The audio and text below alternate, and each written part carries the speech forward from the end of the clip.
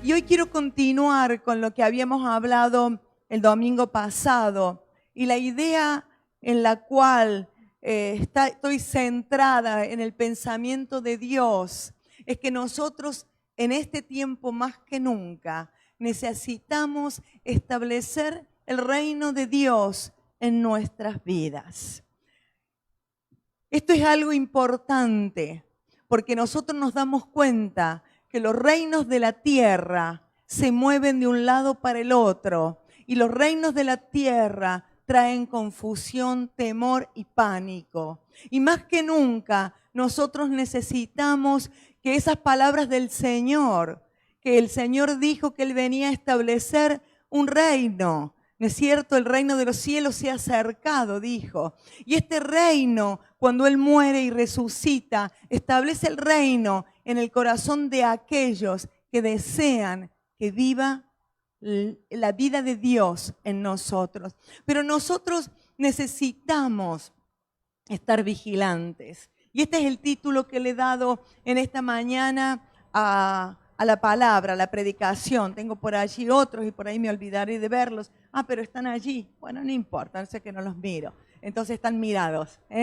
Entonces, allí, ¿no es cierto? Este es el título, vigilantes. ¿Por qué? Porque el reino de los cielos que se establece, el reino de Dios en tu corazón, solamente puede alguien controlarlo, defenderlo, cuidarlo, y somos cada uno de nosotros. Es cierto que la iglesia está para que podamos unidos, como el Señor la vio, estar firmes, ¿sí? Pero nadie puede entrar a tu corazón, solamente Dios para ayudarte. Pero sí tú puedes tomar las armas necesarias para poder defender ese reino. Todo reino necesita ser defendido, ¿verdad? Y nosotros también tenemos armas para defendernos y también para atacar. Y yo quiero que esto sea el pensamiento que pueda, no solamente cuando estás aquí oyendo, sino cada momento en tu vida, en los momentos que nos toca actuar, decidir, puedas tener este pensamiento en tu corazón. Habíamos hablado de Napoleón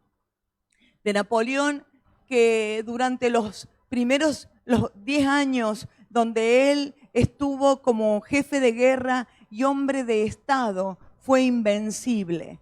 La verdad que uno lee sus hazañas y él hablaba de que la importancia era consolidar el ejército, avanzar, neutralizar al enemigo, tomar la capital de un país, hacerse firme y fuerte en ese lugar y establecerse. Y también hablamos de que luego él tuvo derrotas hasta llegar al fracaso. Y que una de las causas sí fue culpas propias, pero lo más importante fue porque el enemigo conoció sus puntos débiles. Entonces, como conoció sus puntos débiles, fue sobre él en una, en otra y en otras derrotas hasta que este imperio fracasó. Y el diablo también conoce nuestros puntos débiles. Hablábamos de que el diablo conoce nuestros puntos débiles, no porque él sea omnisciente, sino porque sabe por nuestra forma de actuar y por nuestras formas de expresar. No puedo, no podré, no, nunca lo hice, no voy a alcanzarlo. El enemigo sabe nuestros puntos débiles. Por eso más que nunca nosotros necesitamos que el reino de Dios, Jesucristo, que como cantábamos, Él venció, Él es victorioso. En Jesús no se encuentra derrotas ni fracaso. Sí había puntos débiles y cuando Él lo vemos en cada noche recurrir al Padre, allí cuando lo vemos en Getsemaní, ahí cuando vemos toda su humanidad puesta en Dios, ayúdame Señor, ayúdame Padre porque no puedo soportar lo que estoy viviendo. De la misma manera, este vencedor, aquel que venció, me enseña cómo yo tengo que vivir y cómo guardar y cuidar mi comunión con Dios. Necesitamos establecer el reino de Dios en nuestra vida. ¿Amén? ¿Podemos decirlo? Necesito establecer el reino de Dios en mi vida. A ver, necesito establecer el reino de Dios en mi vida. Lo necesito. ¿Por qué? Es la única forma en que yo puedo avanzar. Ya habíamos hablado de la vida de Saúl y cuando hablamos de la vida de Saúl está en internet el mensaje más extenso del domingo pasado. La meta no es solamente conocer cuáles son mis áreas débiles, conocer mis síntomas, sino la meta es poder luchar junto al Señor en esas áreas débiles que yo tengo para que el reino de Dios se establezca, porque yo cuento con la ayuda del Señor. Y debo entender que me puedo equivocar. Yo tengo que entender que puedo fallar. Pero hay un texto que quisiera que lo quedemos, es Proverbio 24:16. Dice, los justos, yo te lo leo, los justos podrán tropezar 7 veces, pero volverán a levantarse. En cambio, basta una sola calamidad para derribar al perverso, dice la NTV. Y la 60 dice, porque 7 veces cae el justo y vuelve a levantarse. Este número 7, que es un número que usa mucho la Escritura, es un número que habla de algo pleno, algo completo. Es decir, que nosotros vamos a contar con la ayuda de Dios para levantarnos cuantas veces sean necesarios cuando vea que hay un corazón justo. No es que decir, ¿cuántas veces ya fallé? 5, 6, no lo anoté y no me acuerdo si voy por la 7ª o la 8ª. No es esa la idea, sino la idea de que yo tengo un Dios a mi lado que me va a ayudar cuando fallo, cuando tengo, ¿no es cierto?, cuando caigo. Y habíamos dicho que Dios escoge a Saúl como el rey de su nación amada. Saúl es escogido por Dios porque el pueblo clamaba por un rey. Israel es la nación amada por Dios. Y qué privilegio, yo siento que retumba algo, hace eco. Qué privilegio tremendo es para Saúl haber ser escogido rey, primer rey, y aparte del título de rey y de la nación amada por Dios. Y él se consideró así. Dice que él se consideró que ¿cómo voy a ser yo rey de Israel, que soy de la tribu menor de Israel, y de las tribus menores de Israel soy la familia más pequeña de todas? No soy digno de este lugar. Y nosotros vemos que él desde el comienzo entendió que Israel era territorio de Dios y trabajó con Dios de una forma tan unido que lo vemos que cuando él comienza, tiene sencillez en su corazón, tiene humildad, aún no quiere poner su nombre de rey para ir en contra de aquellos que no lo respetaban. Vemos cómo Dios lo respaldó, porque él entendió que él estaba unido a Dios en esta misión y en este trabajo. Y cómo Dios lo respaldó, le dio autoridad sobre el enemigo, conquistó el enemigo y también fue cayendo simpático para el resto de la nación. Vemos su caminar hasta que llegamos a donde dice la palabra que los 2 primeros años de Saúl fueron buenos hasta que comenzó a, quizás porque ya sabía cómo actuar. Aquí este hace vibra, ¿verdad? No sé si eso afecta en algo. Quizás porque él dijo, yo ya sé cómo se maneja el reino, pero él comenzó a soltarse de la mano de Dios. Y a medida que nos soltamos de la mano de Dios, la humanidad comienza a ser más fuerte cada día. A medida que nosotros, ¿no es cierto?, nos vamos apartando de la mano de Dios, nuestra humanidad comienza a hacerse cada vez más fuerte. Por eso puse el título, Vigilantes. ¿Por qué? Porque el orgullo y la soberbia, como hablábamos en el domingo pasado, comenzaron a apoderarse de este hombre. Y entendemos lo que dice el apóstol Pablo, porque todos nosotros los que estamos aquí somos humanos. El apóstol Pablo en Romanos 7, él dice, porque encuentro una ley en mi interior que anhela lo de Dios, que quiere lo de Dios, que abraza lo de Dios, pero encuentro otra ley en mis miembros que se opone, que se rebela contra la verdad de Dios. Y él mismo termina diciendo, miserable de mí, realmente no quiero vivir en esta condición, pero yo doy gracias por Jesucristo. Si el apóstol Pablo, autor de tantos de los libros, ¿no es cierto?, que lees a diario, entendía que había una lucha en el interior, cada uno de nosotros tiene esa lucha y necesitamos ser vigilantes. Saúl no fue vigilante. Saúl, un hombre que no evaluó su corazón, no pesó sus reacciones, no pesó sus acciones y no actuó adecuada. El domingo pasado hablamos de que el orgullo envuelto con el temor, las inseguridades, y muchas veces nosotros hablamos con alguien y dice, yo no soy orgulloso, lo menos que tengo es orgulloso, yo soy humilde. ¿Sabe por qué? Porque a veces es tanto la mezcla que hay que a veces no desciframos qué es lo que pasa en nuestro interior. Y te voy a decir por qué una de las principales ataques del enemigo es a nuestro orgullo. Cuando su cambio de nombre de Lucifer a Satanás fue por orgullo. Y cuando él llega al Edén a tentar a Adán y Eva, dice, serás como Dios. Es decir, que hay algo en nuestra humanidad que cuando estamos separados de Dios, de una forma quizás engañosa, quizás en falsa humildad o como víctima, pero nosotros entendemos que hay algo que se gesta dentro de nosotros. Pero yo quiero decirte algo hoy, que hay sanidad para el alma.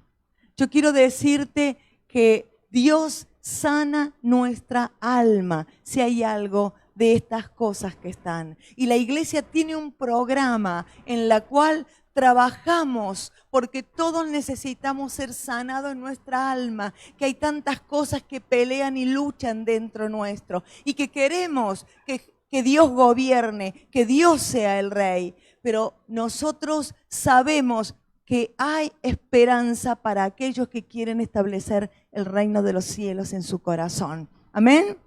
Hay esperanza y muchos de los que están en este lugar han sido sanados y seguimos en el proceso en el cual guardamos nuestro corazón, el reino de Dios en nuestras vidas.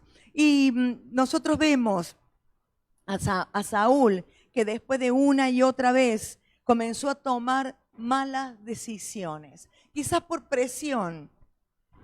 Y algo que habíamos hablado, no tomes decisiones en contra de la voluntad de Dios por más presionado que estés.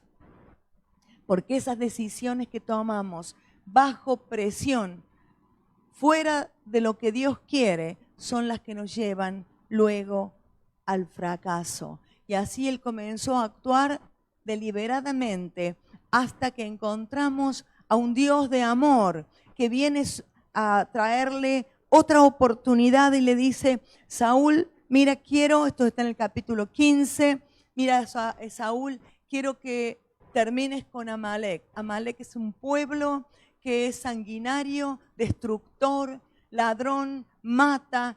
Ellos son los que vinieron contra la retaguardia y atacaron al pueblo de Israel cuando salieron de la esclavitud de Egipto. Y yo quiero que tú extermines este pueblo. Y a veces nos suena duro cuando leemos de estas cosas, ¿verdad? Y decimos, es que Dios, el Dios del Antiguo Testamento es un Dios malo. Y no es así. Lo que pasa es lo que Dios está diciendo, que cuando hay algo que es nacido del mal, no tenemos que convivir con nada de eso. Muchas veces alguien nos regaló algo y nos gusta a lo mejor la ropa y después nos enteramos que esa persona nos odia y seguramente puede haber hecho algo de mal. No me importa que la ropa sea buena, linda o guapa. No quiero tener nada que viene de alguien que tenga maldad. ¿Me explico?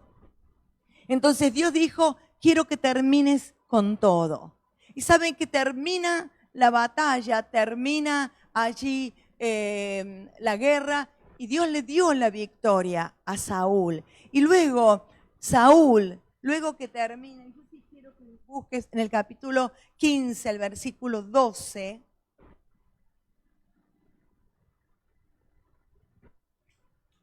15, primera de Samuel, perdón, ¿qué dije? Ay, bueno, es que yo ya estoy en el tema. Primera de Samuel 15, 12.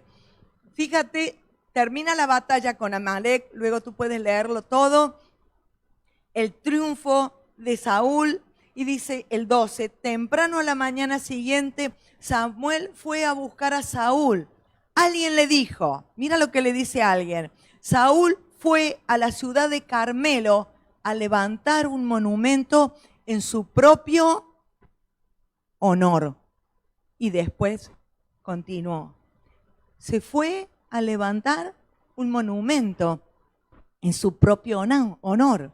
Qué diferente cuando lo vemos a Abraham, a Moisés y a tantos que después de una victoria levantan un altar a Dios. Entonces, muchas veces decimos, pero nosotros no hacemos esto. Muchas veces Dios, en su amor, en su bendición sobre nuestras vidas, derrama abundancia. Y muchas veces consideramos que nosotros lo hemos logrado por nuestros esfuerzos, porque realmente merecía, y no hay duda de que nos esforzamos, porque la Biblia dice que debemos esforzarnos para lograr, pero nos olvidamos que hay un autor, el cual puede ser un testigo invisible a nuestro lado, viendo nuestras reacciones, y nos olvidamos de Dios y nos olvidamos de agradecer. Y confundimos, y Él hizo un monumento en su honor. Qué urgencia que es establecer el reino de Dios en nuestras vidas. Qué urgente que es. ¿Cómo nos podemos confundir? ¿Cómo podemos llegar a equivocarnos? Y allí Dios le da un mensaje muy claro a Saúl a través de Samuel. Le dice, ¿sabes qué? La obediencia, esa palabra que a algunos no les gusta, la obediencia es mejor que cualquier sacrificio. No te sacrifiques, obedece. Y dice, ¿sabes qué? La rebelión del corazón es como la hechicería. Creo que a ninguno de nosotros nos gusta la hechicería, pero dice algo todavía más fuerte, que la obstinación, los que son cabeza dura, es como adoración a ídolos. Muy fuerte la palabra del Señor. Ahora, ¿qué hizo Saúl con esta palabra? ¿Qué hace Saúl? ¿Qué actitud toma Saúl con esta palabra? Y quiero que vayamos al mismo capítulo a partir del 24. Tú puedes leer todo el capítulo luego en tu casa. Dice el 24, entonces Saúl dijo a Samuel. Porque cuando llegó Samuel, él le dice, he hecho todo correctamente. Pero después que se entera de que no es real, le dice Saúl, entonces Saúl dijo a Samuel, yo he pecado, pues he quebrantado el mandamiento de Jehová, totalmente, ¿no? Lo dijo. Y tus palabras, porque temí al pueblo y consentí a la voz de ellos. Perdona pues ahora mi pecado, vuelve conmigo para que adore a Jehová. Y Samuel respondió a Saúl, no volveré contigo, porque desechaste la palabra de Jehová y Jehová te ha desechado para que no seas rey sobre Israel.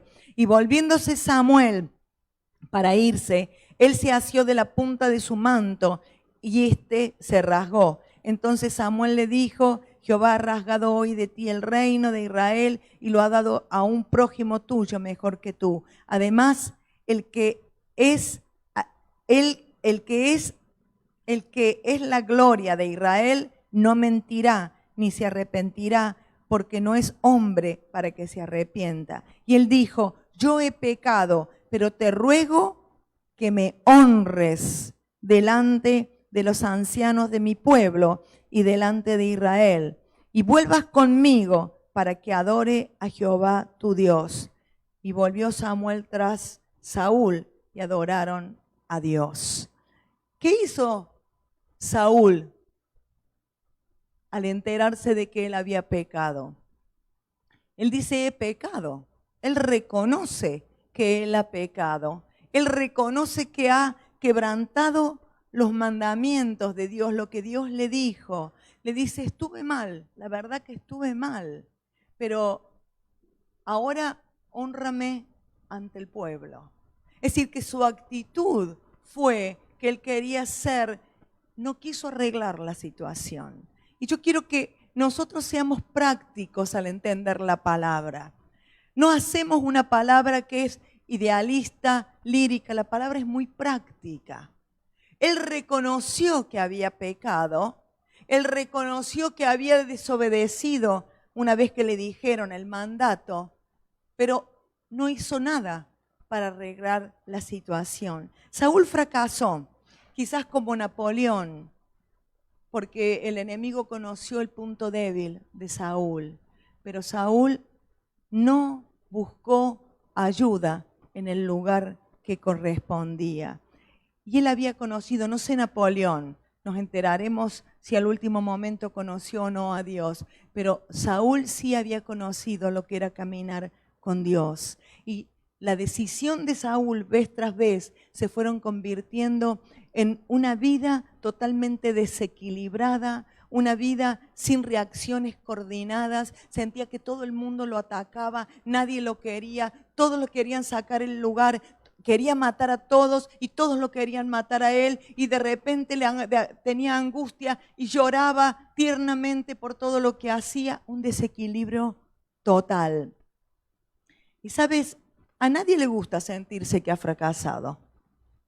A nadie nos gusta sentir que las cosas nos salieron mal.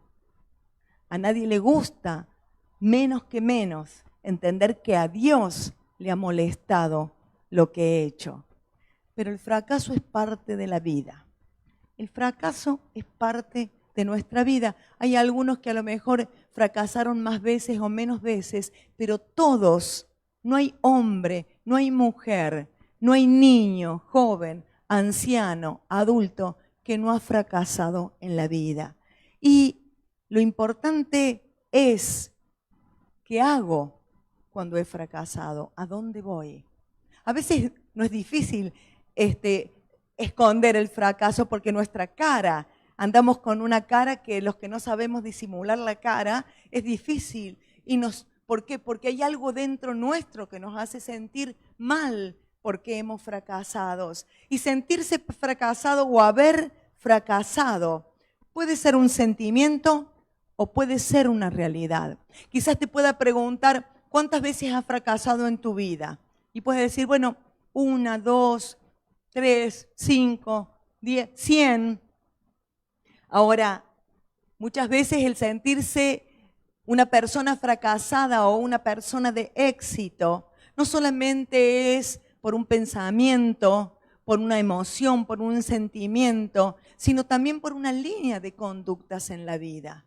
Y nosotros vemos a Saúl, que él tuvo una línea de conducta, condimentó su vida, su corazón, con ciertas cosas que le fueron apartando para que él no pudiera salir de este fracaso.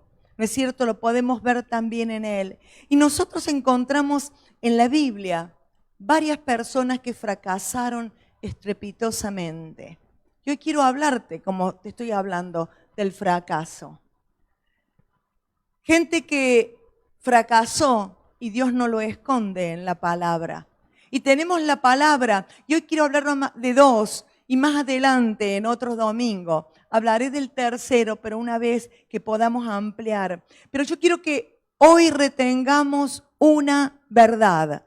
Dice, porque 7 veces podrá caer el justo, pero otras tantas se levantará. Yo quiero que tomes esta palabra en esta mañana, que no es para acusarte, no es para señalarte con el dedo, no es para condenar, sino para entender que todos podemos fallar, que todos podemos equivocarnos y nos va a suceder, nos va a suceder. Alguien dijo, ¿no es cierto?, que esta es la escalera a la vida y a veces el fracaso lleva a conocer y a entender áreas de nuestra vida donde hemos fallado para luego, unido a Dios, poder seguir adelante y crecer. Y hay una diferencia entre el fracaso total y el fracaso el cual, parcial podemos decir, o ese fracaso que me lleva a entender que tengo que tomar otra decisión para poder superar y poder avanzar. El fracaso total es aquel que está condimentado por sentimientos o acciones altamente destructivas que no nos permiten volver a empezar. Ese es el fracaso total. Pero, ¿sabes? Creo que cada uno de nosotros se encuentra con personas en que te dicen, yo no hice nada, yo no tengo la culpa, no sé por qué pasó. Personas que aunque saben que están en el error, no reciben el mensaje de que han equivocado. Y eso le pasó a Saúl. Saúl dijo, fue el pueblo el que me intimidó. Fue el pueblo que quiso tomar lo mejor de Amalek. Fue el pueblo y yo tuve que actuar, ¿no es cierto? La situación me llevó. ¿Has escuchado esas palabras? La situación me llevó. ¿Y qué podría haber hecho de otra manera? Y esto es cuando nosotros, en vez de recurrir, el fracaso total creo que es cuando no recurrimos a Dios. Si no, no hay forma. No hay forma. Porque fracasamos todos. Pero Dios nos levanta y nos vuelve a levantar. En cambio, cuando no se recurre a Dios, quizás por falta de humildad, porque no me quiero humillar, porque no quiero reconocer que fallé, porque no quiero, porque Dios está lejos, porque Dios no me ayuda. Entonces eso va llevando a un fracaso. Y quiero hablar de Judas. Bueno, ya el nombre salta, ¿no? ¿Con qué condimentó su corazón Judas? Con engaño, con traición, con amor al dinero, con mentiras. Buscar la solución en los lugares donde más había problemas. Y terminó quitándose la vida. En Juan 12, versículo 1 al 6, si quieres buscar, Juan 12, 1 al 6, dice, 6 días antes de la Pascua vino Jesús a Betania, donde estaba Lázaro, el que había estado muerto y a quien había resucitado de los muertos. Y le hicieron allí una cena, Marta servía y Lázaro era uno de los que estaba sentado a la mesa de él. Entonces María tomó una libra de perfume de nardo puro, de mucho precio, y ungió los pies de Jesús y los enjugó con sus cabellos, y la casa se llenó de olor del perfume. Y dijo uno de sus discípulos, Judas Iscariote, hijo de Simón, el que había de entregar, ¿por qué no fue este perfume vendido por 300 denarios y dado a los pobres? Pero dijo esto no porque se cuidara de los pobres, sino porque era ladrón y teniendo la bolsa sustraía de lo que echaba en ella. Claro, nosotros ya tenemos la respuesta porque la misma palabra lo da, pero más allá de lo que la palabra nos da, él consideró un desperdicio derramar ese perfume en los pies del Señor. Él consideró que era una entrega, no había necesidad de ofrendar eso al Señor. Él lo que estaba diciendo con estas palabras, que el Señor no merecía nuestra vida, nuestro servicio, nuestra entrega, nuestra ofrenda. Por supuesto que la palabra dice que él era ladrón. Y este Judas, este mismo Judas, es el que entrega al Señor. El Señor, los fariseos y todos querían encontrar momento para tomarlo prisionero. Y él hace un pacto con ellos, por 30 piezas de plata, entregar al Señor. Y allí en Mateo 27, 3 al 5, a ver mientras buscan.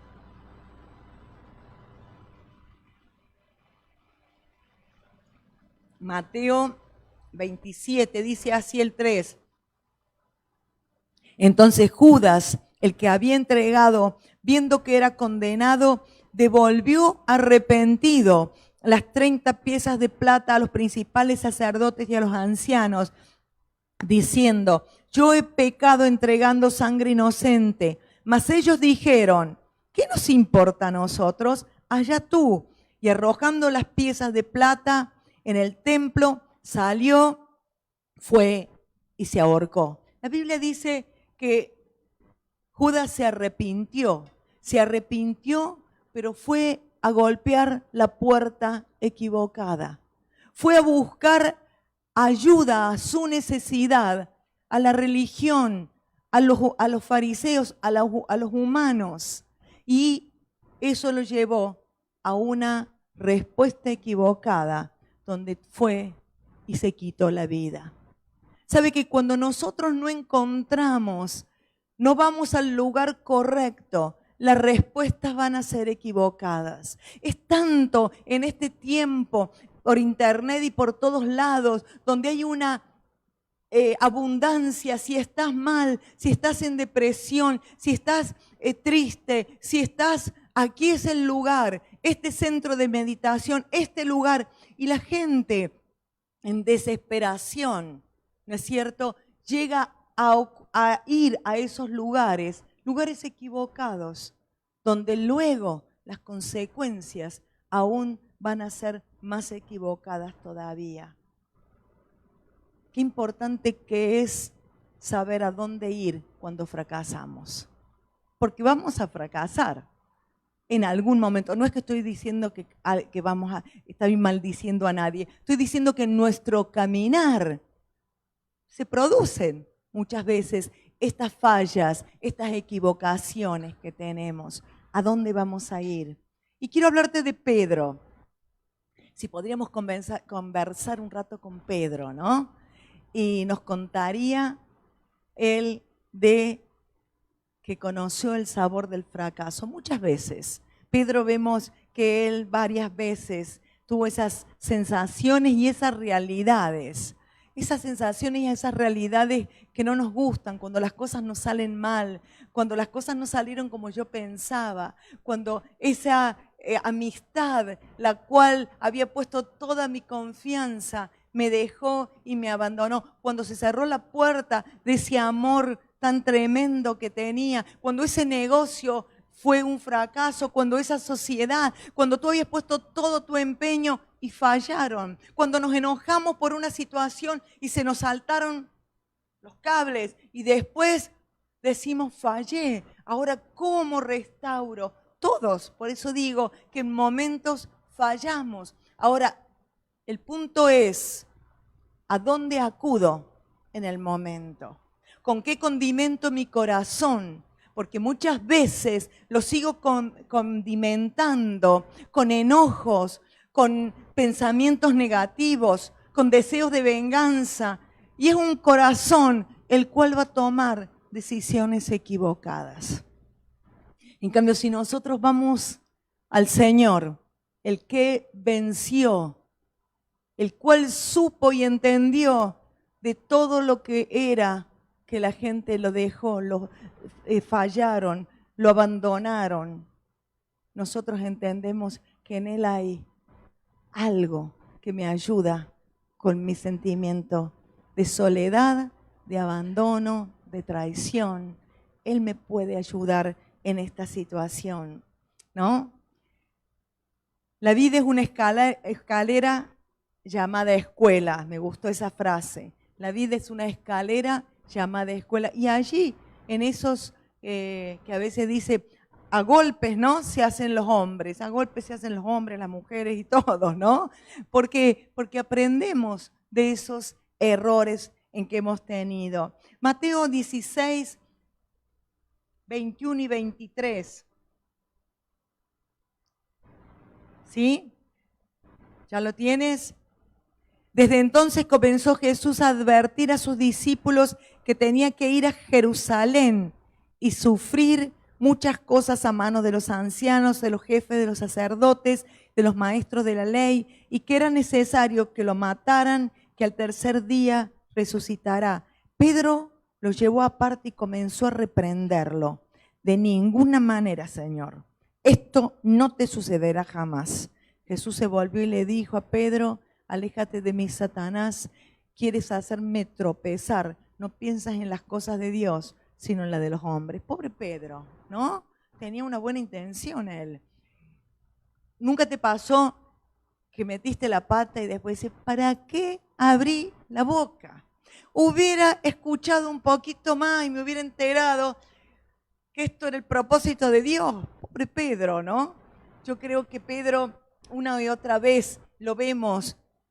Por eso digo que si hay alguien que podríamos conversar, pero la diferencia con Pedro, el que él no tenía un corazón que guardaba rencor.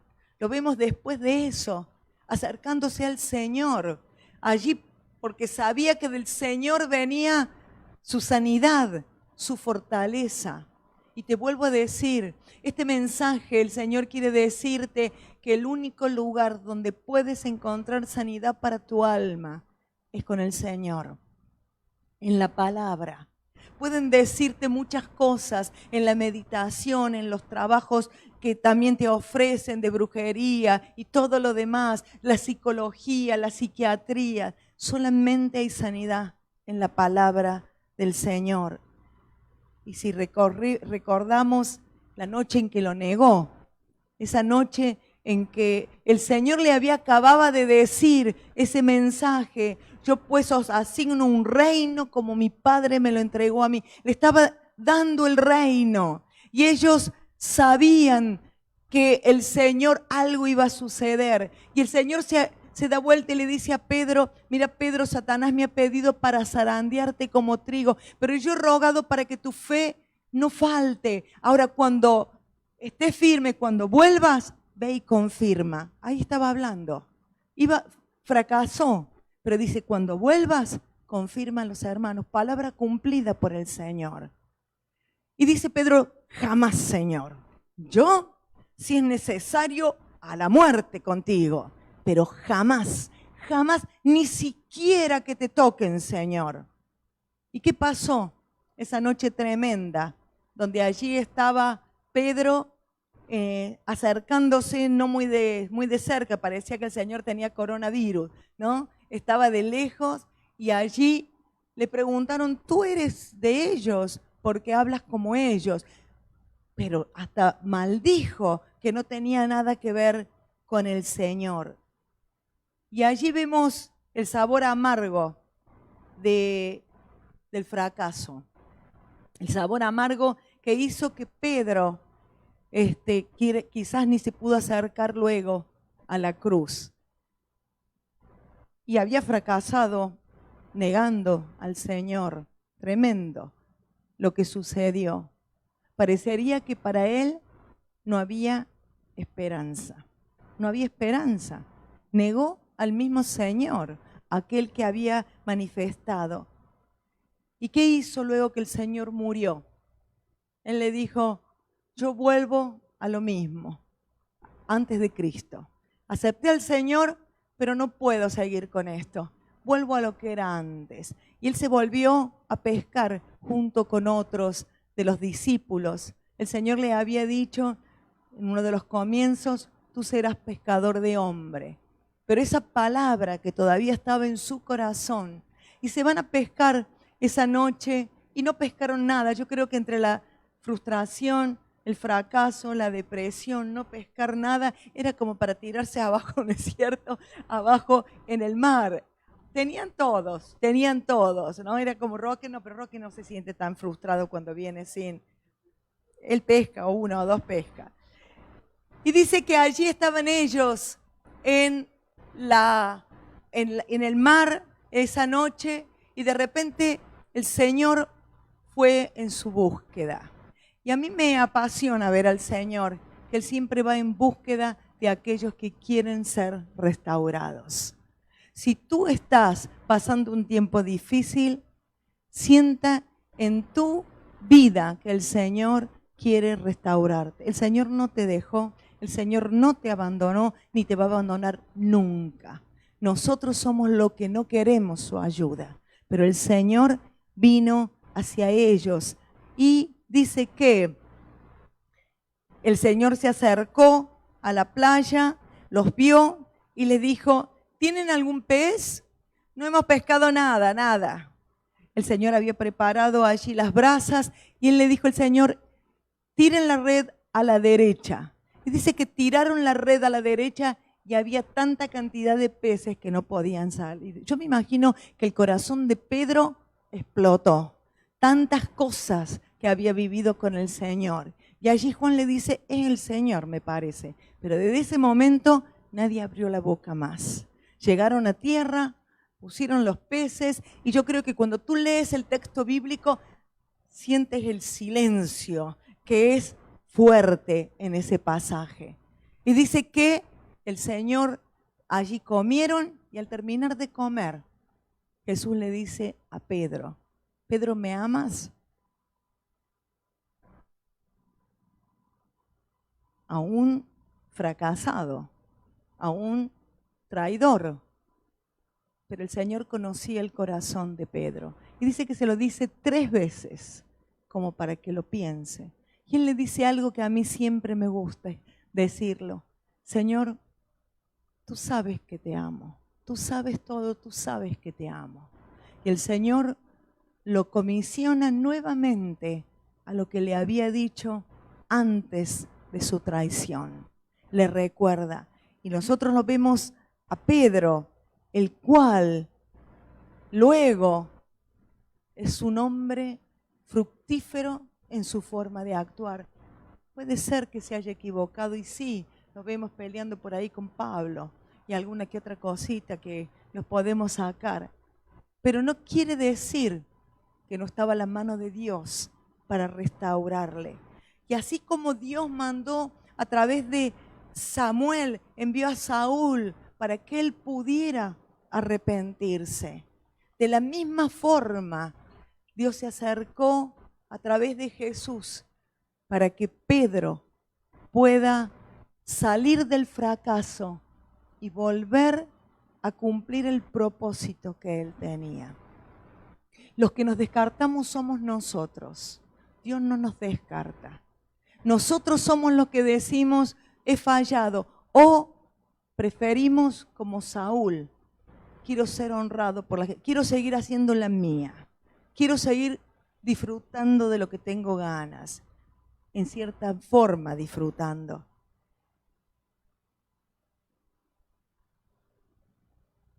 Lo más importante es cómo condimentamos nuestro corazón. Cuando hay un verdadero arrepentimiento, ¿es cierto? Dios va a levantarnos. Podemos caer, pero el Señor dice, venid a mí, todos los que estéis trabajados y cargados, y el Señor nos va a ayudar. Hay veces que somos tan caprichosos en algunas cosas.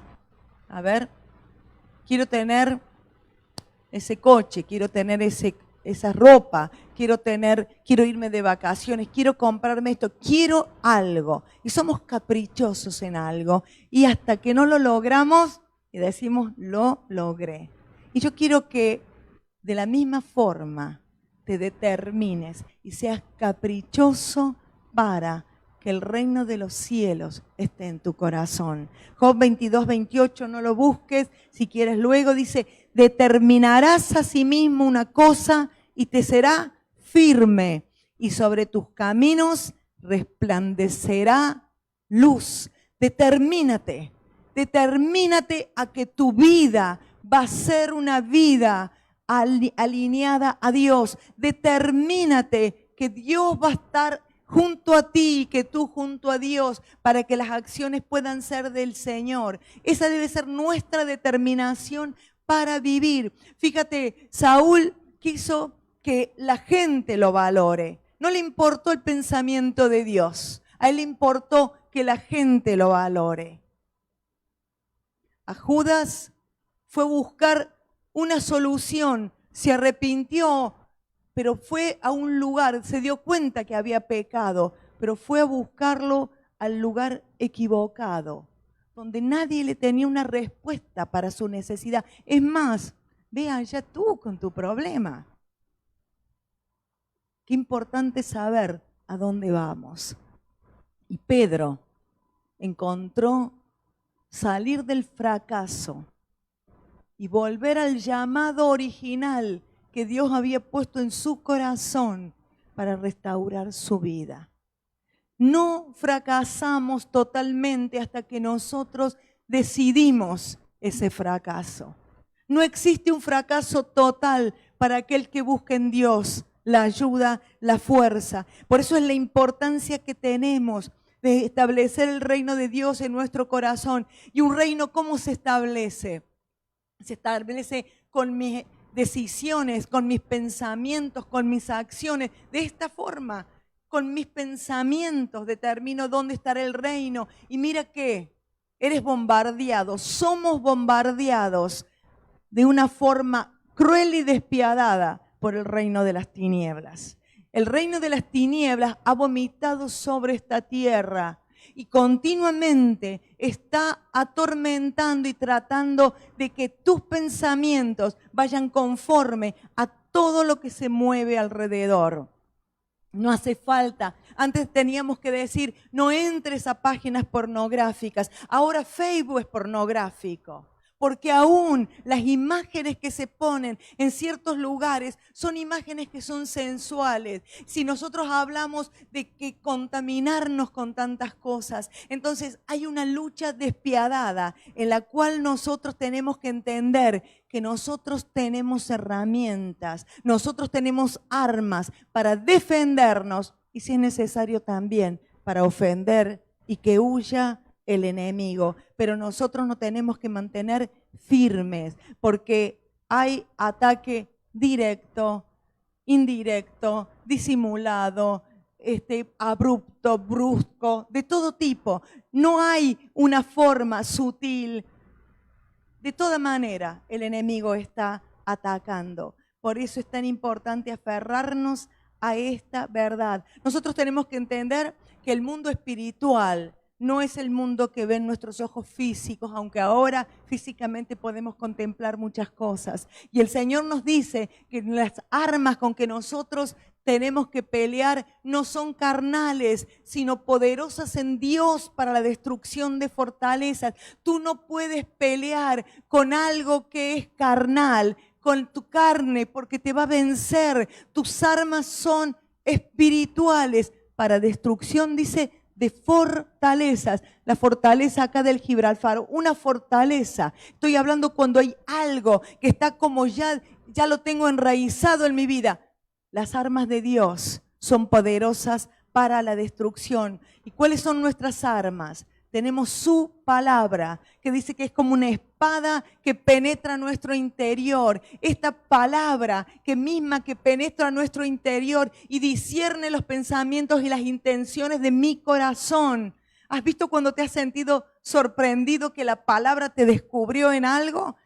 ¿Por qué hablaron de mí? ¿Por qué dijeron tal cosa? La palabra nos descubre lo que hay. Pero esta misma palabra fue la que el Señor usó para que Satanás tenga que irse en el desierto, en la tentación. Esta palabra fue tanto para ayudarnos a que nosotros podamos ser sanados como para echar al enemigo. Tenemos el nombre del Señor Jesús, un nombre que es poderoso, sobre todo nombre que venció. Tenemos al Espíritu Santo que levantó a Cristo de los muertos. ¿Recuerdas cómo empezamos el otro domingo? Las palabras de Saúl fueron a su hijo, le dijo, porque todo el tiempo que el hijo de Isaí, que es David, viviere sobre la tierra, ni tú estarás firme, ni tu reino. Lo que él estaba diciendo, porque todo el tiempo que Jesús viva en tu vida, tú estarás firme y establecerás el reino de Dios en tu corazón.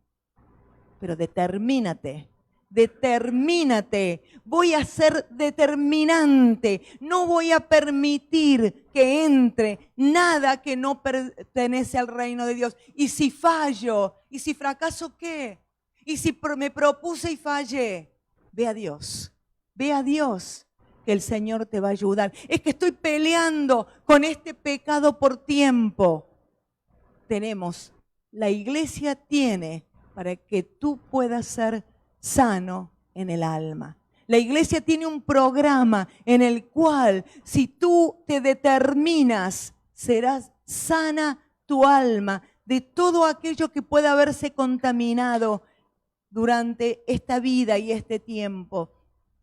Necesitamos trabajar nuestro corazón. Necesitamos establecer el reino de Dios en nuestras vidas. Necesitamos determinarnos. Hay muchos, y yo admiro, dijeron, voy a graduarme aunque tenga muchos años, aunque me haya pasado la edad, voy a graduarme. Se determinaron y recibieron un título. Determínate a establecer el reino de Dios en tu vida. Y cuando el reino de Dios se establezca firmemente en tu corazón, entonces el Señor reina contigo. Y si estás peleando con situaciones que se vuelven a repetir, recuerda, la iglesia tiene para ti lo que necesitas. No necesitas buscarlo en otro lado. Tenemos un programa en el cual tú puedes ser sano, porque lo único que sana nuestra alma es la palabra de Dios. Lo único que sana nuestra alma es la palabra. La palabra es viva y eficaz y es eterna. ¿Y sabes qué? Cuando estés allá arriba no van a funcionar otros métodos, sino la palabra va a seguir siendo firme sobre nuestras vidas. Amén. Cierra tus ojos.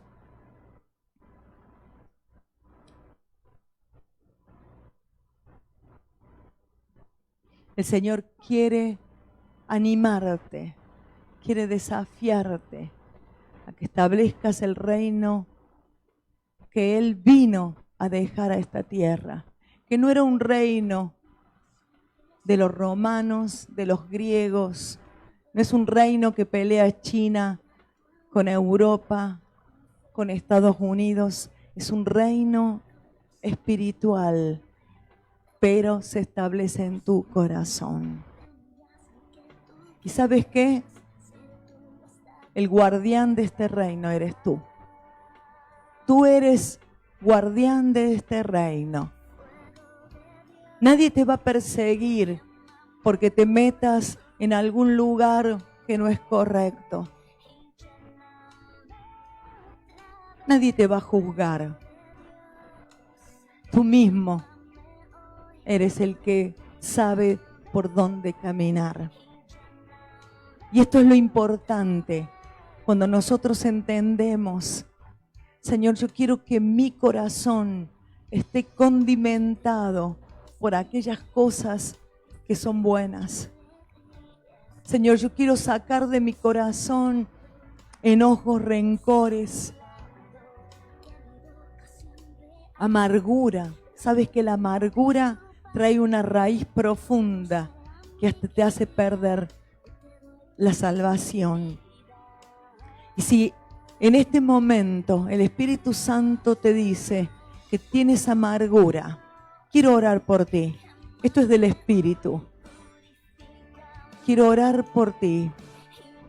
Pero tú únete a esta oración, allí donde estés. Arranca la amargura de tu corazón. Dice la palabra que muchos han perdido la salvación por la raíz de amargura.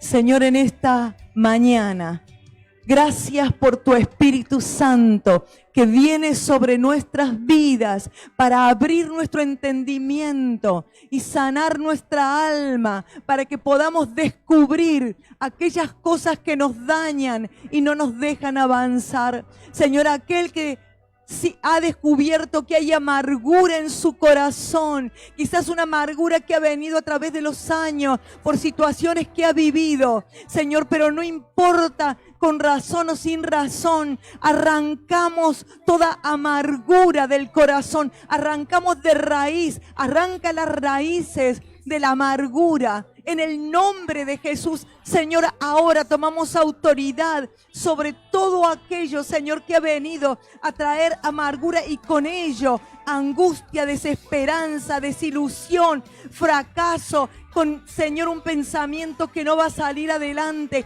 Lo arrancamos en el nombre de Jesús y pido, Espíritu Santo, que el fuego del cielo descienda sobre cada vida, Señor, que necesite y que reconoce esta situación, para que tu presencia traiga sanidad, traiga sanidad, traiga sanidad, traiga sanidad, traiga sanidad. Levántate en esta mañana, levántate en el poder del Espíritu, levántate en esta mañana, porque el Señor está para ayudarte. Él, así como vino al encuentro de Pedro y los discípulos, Él sabe que tú le amas y Él quiere bendecirte, Él quiere ayudarte, Él no quiere que caigas en un fracaso total, Él quiere que te levantes. Él no viene a condenarnos, Él viene a traernos un pez y un pan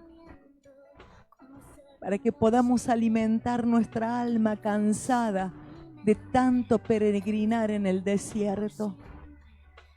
Hace años que vienes peleando esta situación. Hace años que vienes caminando en el desierto, arrastrando tus pies. Y en esta mañana el Señor te dice: yo soy la respuesta. Yo soy la respuesta para llegar al reposo. Yo soy la respuesta para llegar a la libertad prometida. Yo soy la respuesta. No has fracasado. Comienza a pensar de ti de otra manera. Comienza a levantar los ojos y mirar al autor de la vida. Oh, bendito eres, Señor. Bendito eres, Señor, bendito eres, Señor. Señor, yo pido que tu mano toque cada corazón hoy. Toque cada corazón hoy. Señor, aquellos que necesitan sanidad en su alma, si tú quieres levantar tu mano, levanta tu mano al cielo. Esa es la puerta cual tienes que golpear. Es la única puerta que tú puedes ir. La presencia de Dios que trae sanidad. La presencia de Dios que trae sanidad. La presencia de Dios. Levanta tus manos al cielo y dile: Señor, tú eres mi respuesta. Tú eres mi respuesta. Tú eres mi respuesta, Señor. Tú eres, Señor, tú eres quien me ayuda. Tú eres quien me ayuda. Levanta tu mano y alguien va a orar por ti. Alguien va a orar por ti. Levanta tu mano. Bendito eres, Señor, bendito eres, Señor, bendito es tu nombre, Señor. Bendito es tu nombre, Señor, bendito es tu nombre en esta mañana.